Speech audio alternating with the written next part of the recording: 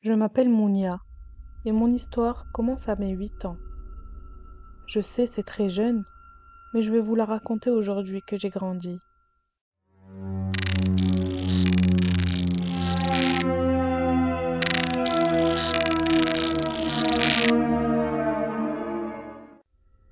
Quelle ne fut pas ma joie le jour où mon père m'a appris que nous allions partir de notre petite maison pour vivre dans une grande villa avec jardin, piscine et plein de jeux de plein air. C'est le rêve de tout enfant de mon âge. Une semaine après l'annonce, nous voilà partis pour notre nouvelle maison. Elle se trouve dans un lotissement assez calme avec beaucoup de maisons inhabitées. Pour ne pas vous mentir, ce n'était pas ce que j'imaginais. L'ambiance était assez bizarre et il n'y avait rien autour, aucune épicerie, aucun commerce de proximité.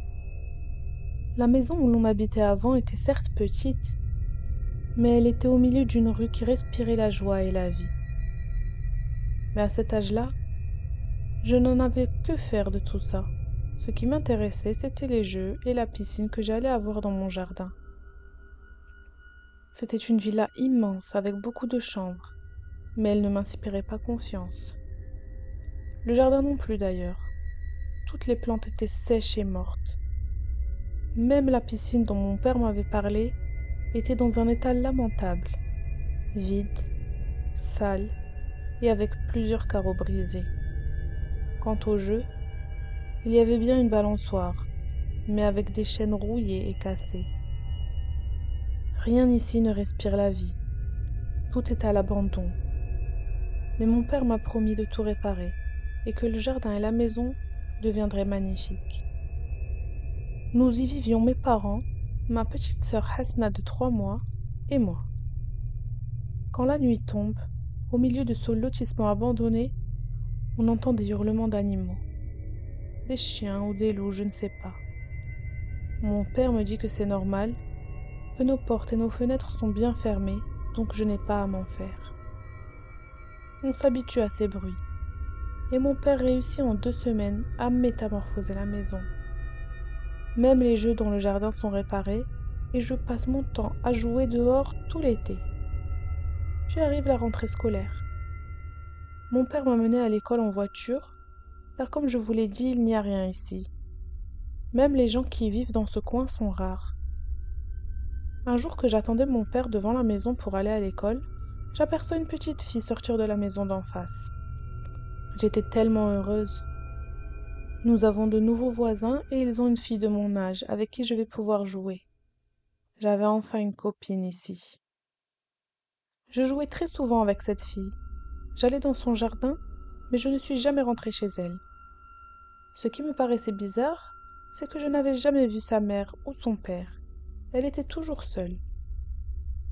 Autre chose étrange, c'est qu'elle avait des capacités physiques que je n'avais jamais eues avant, comme par exemple tourner sa tête à 180 degrés et avoir le visage aligné avec son dos. Quand je lui proposais de manger avec moi, elle ne mangeait rien et restait là, assise à me regarder. Ses colères aussi étaient très bizarres. Ses yeux s'agrandissaient et s'injectaient de sang. Même ses larmes n'en étaient pas, car elle pleurait du sang. Tout ça commençait à me faire très peur, mais elle était quand même très jolie et gentille avec moi. J'aimais beaucoup jouer avec elle. J'attendais avec impatience que le jour se lève à chaque fois pour retourner avec ma copine. Vous me direz, toutes ces choses étranges et tu continues à jouer avec elle? J'étais petite, je ne connaissais rien du domaine paranormal. Pour moi, c'était juste une petite fille différente. Un jour, ma mère m'a demandé après elle et ses parents. Mais je l'ai surprise en disant que cet enfant vivait seul dans la maison d'en face. Depuis ce jour-là, ma mère m'a interdit de retourner jouer dans son jardin. Si je voulais jouer avec elle, elle devait venir chez nous. C'est donc ce qu'on a fait. Quand on voulait jouer, c'est elle qui venait dans notre jardin. Elle avait une boîte à musique ancienne, dont elle ne se séparait jamais, avec une clé pour faire tourner et dévoiler la danseuse à l'intérieur. Un mois plus tard, ma mère entre dans ma chambre et me dit: « Ma fille, où est passée ta copine ?» Pourquoi tu restes enfermée tous les jours seule dans ta chambre? Mais ce qu'elle ne savait pas, c'est que je jouais tous les jours avec elle. Et à cet instant même où elle me parle, ma copine est là, avec moi dans la chambre. Maman, tu te moques de moi? Elle est là avec moi. Elle vient tous les jours jouer avec moi. Comment ça là? Elle se cache? Je vois personne ici. Mais maman, elle est à côté de toi. Bismillah ar-Rahman ar-Rahim. Qu'est-ce que tu racontes? Arrête, maman, tu vas la vexer. Et quand elle s'énerve, elle devient méchante et elle fait peur. Ses yeux deviennent très grands et elle pleure du sang. Ma mère m'a prise dans ses bras et a commencé à réciter du Coran la main sur ma tête, car elle ne voyait vraiment pas la petite fille. Elle ne la voyait pas depuis longtemps. Pourtant, elle était tous les jours chez nous. Comment ça se fait? Suis-je la seule à la voir? Ma copine m'a boudée. Elle est sortie de chez nous et je ne l'ai pas revue pendant plusieurs jours. Même quand je sors voir à côté de sa maison, je ne trouve personne. La nuit, dans leur maison, aucune lumière n'est allumée, comme si personne n'y vivait. Arrive le jour de mon anniversaire, et en toute innocence, j'ai voulu aller lui demander pardon pour ce que ma mère a dit, et l'inviter. J'ai fait le tour par le jardin et j'ai trouvé la porte ouverte. La maison est très sombre et tellement poussiéreuse que je laisse les traces de pas sur le sol. La pauvre, elle vit toute seule dans cette maison abandonnée, sans parents et sans meubles. La maison est vide, totalement vide. Je la recherche partout et l'appelle, mais personne ne répond. J'aperçois l'escalier qui mène à l'étage et je me dis que sa chambre est forcément là-haut comme la mienne. Donc je monte. Bien entendu, je me suis aventurée ici sans que ma mère ne le sache. Si je lui avais dit, elle aurait catégoriquement refusé. Elle m'a dit de ne plus jamais approcher de cette maison depuis le jour où elle a appris que ma copine y vivait seule. Elle me dit toujours que cette maison doit être hantée. J'ai enfin trouvé la petite fille, assise en haut des escaliers, en train d'arracher ses cheveux et de les manger tout en riant. Ce n'était pas un rire d'enfant. Absolument pas. Mais qu'est-ce que tu fais? Pourquoi tu fais ça? Eh oh! Pourquoi tu fais ça? Mais elle ne me répond pas. C'est comme si j'étais invisible. Effrayée, je suis descendue en courant et me suis précipitée à la maison. Je m'écroule dans les bras de ma mère en lui racontant ce que j'ai vu.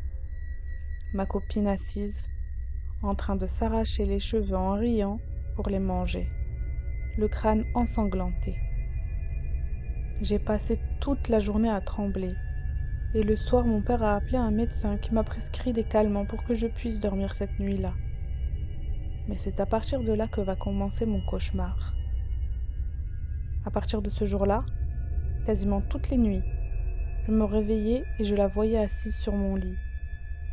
Je revoyais exactement la même scène que dans la maison. Elle s'arrache les cheveux pour les manger avec le crâne plein de sang. Plus je grandissais, plus les problèmes grandissaient avec moi. Ma mère, qui s'inquiétait pour moi, m'a emmené voir un raqi plusieurs fois, et nous nous sommes éloignés de cette nouvelle maison quelque temps. Le temps pour moi de me débarrasser de ce cauchemar et de guérir. À mes 16 ans, je faisais le même rêve chaque semaine. Je vois un jeune homme très beau sortir de l'ombre et qui me sourit en faisant coucou. Je le regarde par la fenêtre de ma chambre dans la maison d'où on est parti.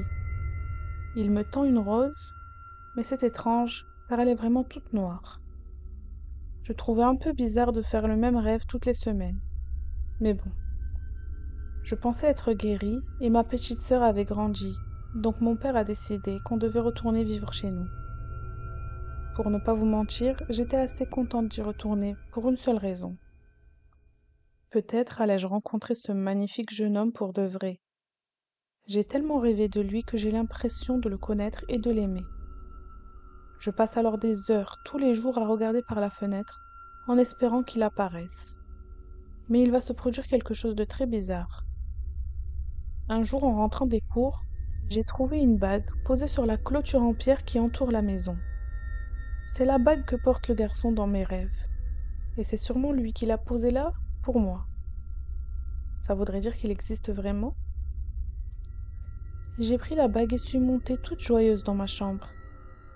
J'y trouve ma petite sœur qui me dit: Il y a une petite fille qui est venue dans ta chambre et qui te cherchait. Elle dit que c'est ta copine qui habite dans la maison d'en face. Mais elle est où maintenant? Je sais pas, elle s'est cachée sous ton lit et elle est toujours pas ressortie. Je me suis précipitée pour vérifier sous le lit, mais je ne trouvais que sa boîte à musique, celle dont elle ne se sépare jamais. En l'examinant de plus près, la boîte est recouverte de sang. Mais qu'est-ce que c'est que ça? J'ai mis tellement de temps à guérir de tout ça, pourquoi elle revient aujourd'hui dans ma vie? J'ai mis le Coran toute la nuit pour dormir ce jour-là. Mais à mon réveil, je la trouve à côté de moi, en train de coiffer mes cheveux. Je vous laisse deviner ce que j'ai pu ressentir à ce moment-là. Surtout que maintenant j'ai grandi et que je sais très bien que ce n'est pas une petite fille. Elle me dit d'une voix terrifiante: Ta sœur va mourir. Et toi? Tu vas vivre avec moi dans ma maison. Je pars en courant vers la chambre de ma sœur, mais elle n'y est pas. Je dévale alors les escaliers pour demander à ma mère où elle se trouve. Elle me dit que Hasna et mon père sont partis tôt ce matin et me demande pourquoi. Je réponds juste qu'elle doit faire très attention à Hasna. Ma mère me répond d'accord, mais elle n'est pas persuadée par ce que je lui dis. En ce moment, on ne s'entend pas très bien, elle et moi. Au bout d'une heure, le téléphone retentit et c'est mon père. Il nous dit avoir fait un grave accident sur le retour. Lui n'a rien, mais ma sœur Hasna est décédée.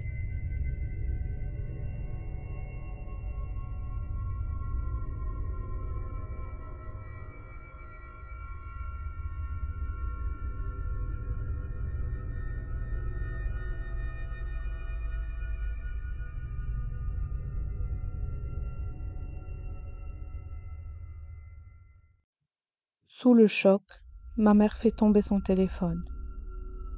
Je suis encore plus choquée qu'elle. Le décès de ma sœur est-il une coïncidence? Et qu'est-ce que la chose qui était ce matin dans ma chambre entend par "tu vas vivre avec moi dans ma maison"? Je ne sais vraiment plus quoi penser. Nous passons par une très longue période de deuil après la perte de ma sœur. À l'âge de 18 ans, les rêves du jeune homme me hantent toujours. Mais il n'apparaît plus toutes les semaines. J'en rêve tous les jours. Il ne se contente plus de me saluer pendant que je le regarde par la fenêtre. Il se rapproche de plus en plus, se met à me parler. Il connaît tous les détails de mes journées, comme s'il les avait passées avec moi. Mais pire, il connaît tous mes secrets, même ceux que je n'ai jamais racontés à personne. Et ça commence à me faire peur. On dirait qu'il vit avec moi. Non, non, on dirait qu'il vit à l'intérieur de moi. Il fait partie de moi. Plus je vieillis, plus ces rêves sont fréquents et de plus en plus effrayants. On est bien loin du beau jeune homme souriant. Je pense à la bague que j'ai trouvée. Il faut que je m'en débarrasse, c'est peut-être la cause de ces rêves. En la cherchant à l'endroit où je l'avais cachée, rien. J'ai cherché partout, mais en vain. Je ne la trouve pas. J'en ai tellement marre de tout ça. J'ai commencé à perdre espoir que je le rencontrerai un jour et qu'il s'agisse d'un vrai garçon. Un jour, quelqu'un est venu demander ma main, le frère d'une de mes amies. J'ai tout de suite accepté en me disant que ça me débarrasserait de ces rêves. Je ne veux plus attendre après ce garçon imaginaire. Au moment où j'ai dit que j'acceptais, les larmes ont commencé à couler sur mon visage. Mais ce n'est pas moi. Je ne pleure pas et je ne comprends pas d'où ces larmes peuvent venir. Elles coulent à flots et je me mets à hurler jusqu'à m'en évanouir. Après avoir repris connaissance, je dis à ma mère que je refuse ce mariage. Je ne veux plus me marier. Cette nuit même, j'ai à nouveau rêvé de lui, mais il est en colère et casse tout ce qui se trouve autour de lui. En fond, j'entends des tambours et des flûtes, comme celles des fêtes de trance de Issaoua. Il me pousse violemment au sol en me disant Tu es à moi tout seul. En me réveillant le matin, j'ai un gros bleu à l'endroit où je suis tombée, comme si la scène s'était vraiment déroulée. J'ai caché tout ça à ma mère, de peur qu'elle ne me croie pas. Le lendemain, en début d'après-midi, je me sens un peu fatiguée et je décide de faire une sieste. Et il est là, encore. Tu veux pas me laisser tranquille? À chaque fois que je vais m'endormir, tu vas apparaître en rêve? Réveille-toi. Ta mère tape à la porte et t'appelle. Prépare-toi. Aujourd'hui, je viens demander ta main. Je me réveille en sursaut et j'entends effectivement ma mère tambouriner à ma porte. Je lui ouvre. Lève-toi te préparer, ma fille. Aujourd'hui, des gens importants vont venir chez nous. Qui c'est? Je sais pas. Ton père vient de t'appeler et il a dit de préparer le dîner pour les invités. Il m'a aussi dit de te dire de te préparer. Viens m'aider dans la cuisine en attendant. J'ai peur. Imaginez que ce soit vraiment lui qui vienne ce soir. Au début, je l'aimais beaucoup, mais maintenant il me fait peur. Le soir, mon père et ses gens arrivent à la maison. Et devinez quoi? Il est là, l'homme que je vois en rêve. J'entrais dans le salon pour poser le plateau de thé, mais sous le choc, j'ai tout fait tomber. Et la théière s'est un peu renversée sur ses genoux en le brûlant. Je suis montée en courant m'enfermer dans ma chambre, mais en allumant la lumière, je tombe nez à nez sur lui. Il a le regard noir plein de colère. Tu vas redescendre. Et tu dis que tu es d'accord, compris? Tu es à moi seule. De peur, je redescends en courant dire à ma mère que je suis d'accord. Il est où? C'est bon, j'accepte de l'épouser. Où il est passé? Mais ça va pas. Après ce que tu lui as fait, il est parti. T'as vraiment cru qu'il allait rester? Mais qu'est-ce qui t'arrive, ma fille? Ton attitude dernièrement est très bizarre. Dis-moi ce qui se passe.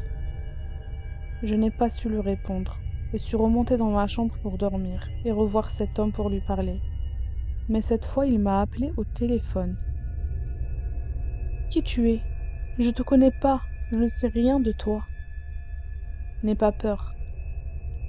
Je t'aime et j'espère que tu nous laisseras avoir une bonne relation. N'essaie jamais de t'éloigner de moi, car si tu le fais, je me vengerai de vous tous. Nous tous? Comment ça? Toi et tes parents.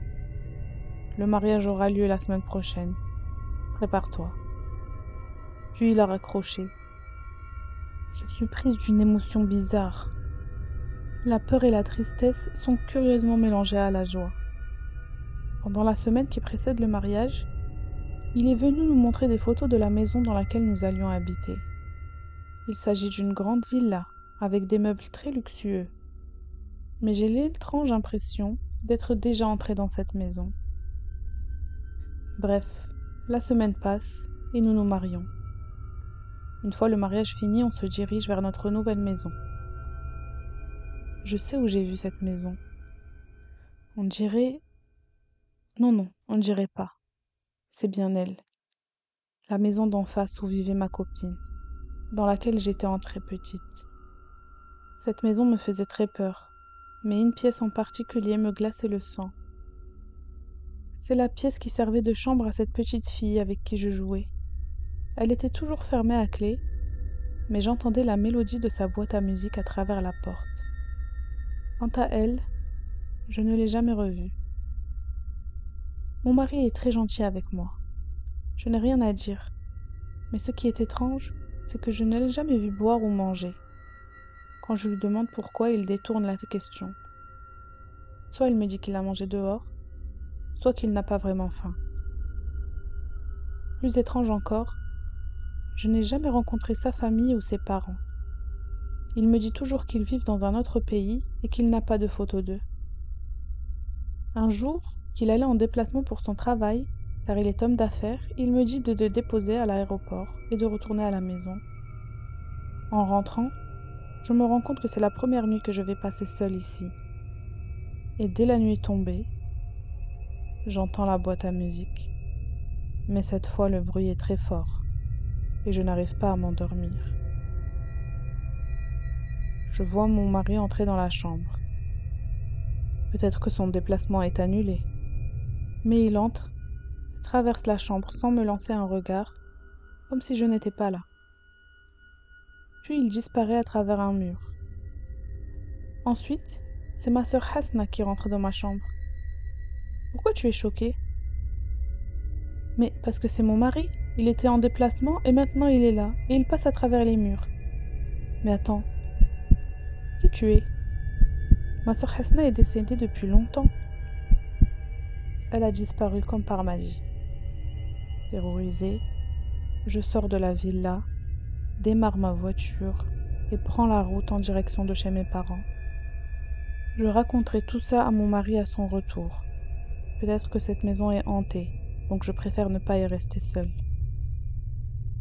Après 2 semaines, mon mari revient de son voyage d'affaires, passe me récupérer et je lui raconte tout sur la route. Mais c'est rien. T'as juste dû prendre peur parce que c'est la première fois pour toi dans cette grande maison toute seule. Ne crains rien maintenant, je suis là, tu ne risques plus rien. Pourquoi il minimise ce que je lui raconte comme ça? Et pourquoi je ne l'ai jamais vu manger, ni rencontrer sa famille? Au fur et à mesure, je découvre de plus en plus de choses étranges sur lui. Comme par exemple le fait qu'il n'ait pas d'ombre. Ou encore qu'il ne saigne pas, même quand il se blesse avec un couteau. Et tout ça commence à me faire peur. Mes doutes se confirment le jour où je tombe enceinte. À la première échographie, le docteur nous dit que l'enfant est gravement déformé et qu'il ne ressemble pas à un fœtus humain. Là, je comprends tout, mais je veux l'entendre de sa bouche. Dis-moi qui tu es. Je te quitterai pas, promis, mais je veux connaître la vérité. Maintenant que j'ai vu mon enfant et qu'il n'est pas normal, je veux tout savoir. Tu veux vraiment savoir? Tu es sûr? Eh bien, je suis le fils du roi des rois des djinns, Azazil. Je suis pétrifiée sur place. Je ne sais pas quoi faire. Dans quel pétrin je me suis fourrée. Je continue à vivre comme si de rien n'était malgré la terreur. Je ne peux fuir, car sinon il se vengera sur mes parents. En plus, il ne m'a jamais vraiment fait de mal. Il me traite tout à fait normalement. 5 mois après cette découverte, j'accouche de ma fille. Je ne sais pas comment ça se fait, mais je l'accouche au 6e mois de grossesse. Et je l'appelle Hasna comme ma défunte sœur. Elle grandit anormalement vite, et à seulement 1 mois, elle se déplace sur ses mains et ses pieds comme un animal. Il faut que je trouve un moyen de me débarrasser de cet homme. Je consulte de nombreux cheikhs iraqis, et j'apprends même la sourate al-Baqarah par cœur. Je mets du Coran dans ma maison de plus en plus souvent. Un jour, il entre dans notre chambre et me dit « Je sais que tu essaies de te débarrasser de moi. Je le sais depuis longtemps. » Je décide alors de commencer à réciter Surat al-Baqarah très fort. Il se met à hurler et à brûler devant mes yeux jusqu'à se consumer totalement. J'attrape alors ma fille et m'enfuis vers la maison de mes parents. Je me sentais tellement soulagée. Enfin, je suis au moins débarrassée de lui. Mais comme je me trompais, il ne meurt pas aussi facilement. J'apprends à ma fille à se comporter comme les humains normaux, mais elle est différente et elle a tout de son père. Une force surhumaine, et elle aussi elle peut tourner sa tête à 180 degrés, tout comme la petite fille de mon enfance. Un jour un homme vient demander ma main, et nous nous marions, et je mets au monde un petit garçon que j'appelle Ayoub. Un jour ma fille Hasna entre dans ma chambre et me dit Tu m'as oublié, maman? Hasna, pourquoi tu dis ça, ma fille? Je t'oublierai jamais, enfin. Non, non, tu n'as pas compris. C'est moi la petite fille avec qui tu jouais quand t'étais petite. Et tu te rappelles quand mamie est entrée dans la chambre et qu'elle ne me voyait pas? Tu t'en rappelles? Et ça, tu t'en rappelles? C'est ma boîte à musique dont je me séparais jamais. J'ai vraiment pris peur. Je ne savais pas quoi répondre. J'ai juste compris que je ne me débarrasserais jamais d'eux et que le djinn que j'avais brûlé n'était pas vraiment mort. Je suis entrée dans un monde qui me dépasse totalement et je pense que je ne pourrai jamais en sortir.